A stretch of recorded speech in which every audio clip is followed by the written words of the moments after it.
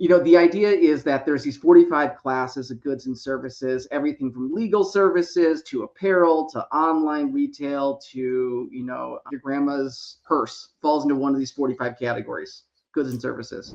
Since the individual stole my intellectual property the worst. as a designer, despite having voided contract due to non-payment. So ex-employee gone wild here.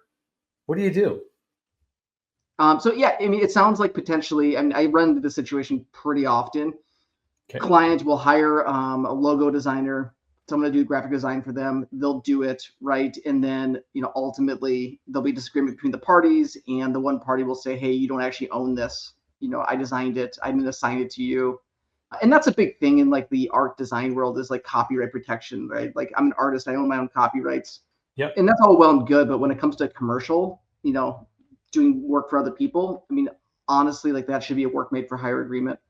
So I would say, if you have, it's gonna be a state level question, to be totally honest, but if you have some sort of contract between the parties, I'd want to see that contract. There's going to be a clause in there about what happens if that contract is, voided or, I guess, infringed upon, right? Violated. At that point, right, you could still have the rights to the trademark or the logo, or potentially the designer has it. But I guess without more context, really hard to say. Hard to say. Hire a trademark attorney. But in this case, what you're saying is this likely is a situation where an individual hired somebody, a designer, to go make art, Yep. a logo, if you will, and then didn't pay them. Obviously, screwed them, avoided the contract, and then took it and used it to register a trademark. Yep. Does the artist have any recourse? Looks like perhaps in state court, you're saying copyright, or a federal court copyright infringement, maybe. But it's going to depend on whether the initial work counted as a work made for hire, and then it's just a matter of going after damages for the payment. Right. Yeah. I guess you could challenge this at the USPTO if they truly did file a trademark registration, but the USPTO does not want to litigate work made for hire agreements.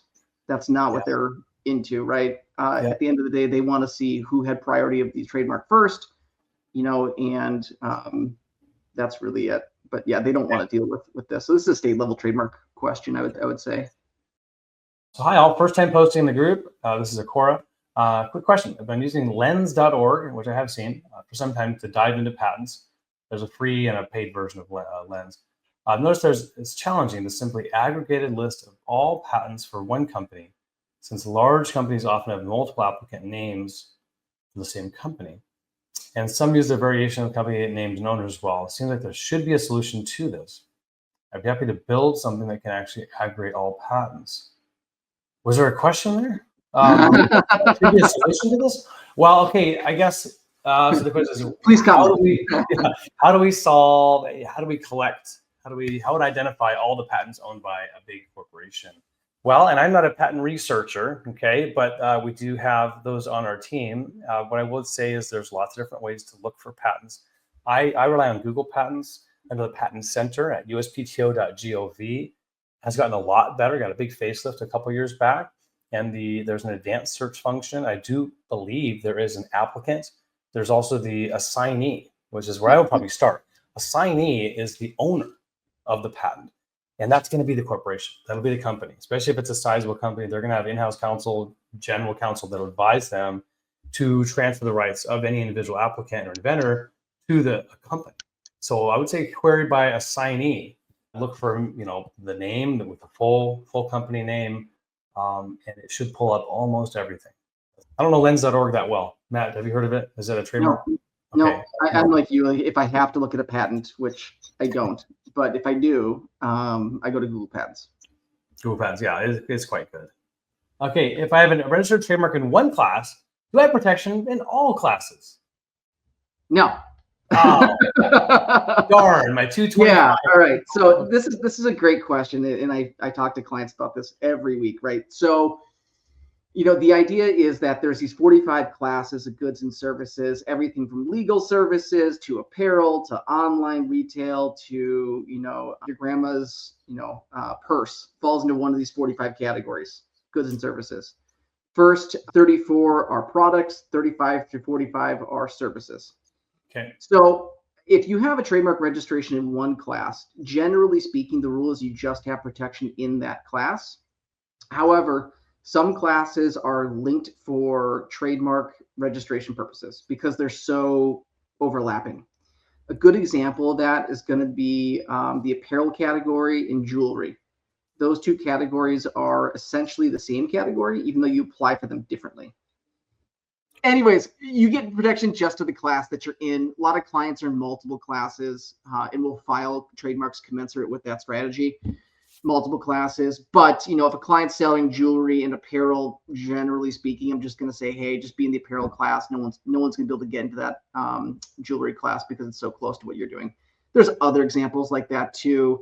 You could look at, software and downloadable software programs. So like one is like SaaS-based or PaaS-based, platform as a service. The other is actually like downloadable applications for desktop or mobile phone. Those two different classes, one is actually a service, one is a good, but they're still related for trademark registration purposes. Not to the same extent, but they are related. Got it. So if you have the extra money, for sure, file the extra class. But if you're trying to be skimpy, there are ways to kind of skirt around it and be a little bit more. I think the most classes I filed for a single client is 9. I think the client, they're one of our single application. No, I filed them all individually. Best practice, you could file them all 9 classes in one single application, but you are just in for a world of pain when it comes to actually getting that registration through, because if there's a problem with one part of the application, it's going to hold up the rest. And, best practice is just to file them separately. They're harder to challenge from a litigation standpoint, easier to manage, my estimation. So I generally file them all individually. So what options are there? This guy's got a trademark problem. We're working on a clothing brand, so you're just talking about apparel. Everyone's favorite. Dog Crew. Actually pretty related to our topic for the guest here. Cool. I've been creating designs, working on my website, Dog Crew with a K, related to social media handles, content manufacturers back in September this year. He filed one for in-use status, but discovered a competitor had filed a Dog Crew with a C, 2 words, with the ITU. I don't know ITU.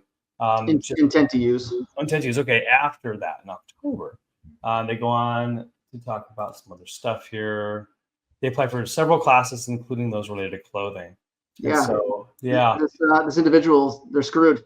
Oh, okay. Officially. So, based on if those facts are what they are and it's clean as it sounds, you failing to go to market and also failing to file a trademark application prior to going to market allowed basically this third party to file a trademark application. Oh. So if they had filed an intent to use application in the fall or sometime in the summer, right, that would have held space at the USPTO and prevented this third party from applying for their intent to use application. Yeah. I would say if this individual knows the third party, right, and there's some sort of agreement between the parties, right, that could be a violation of a non-disclosure agreement or some sort of proprietary information, in which case there's probably a different remedy available to this person. But that's tough. That's really tough. Right. It's tough. And or as Jonathan says, that's rough. That's rough. Thank you, Matt.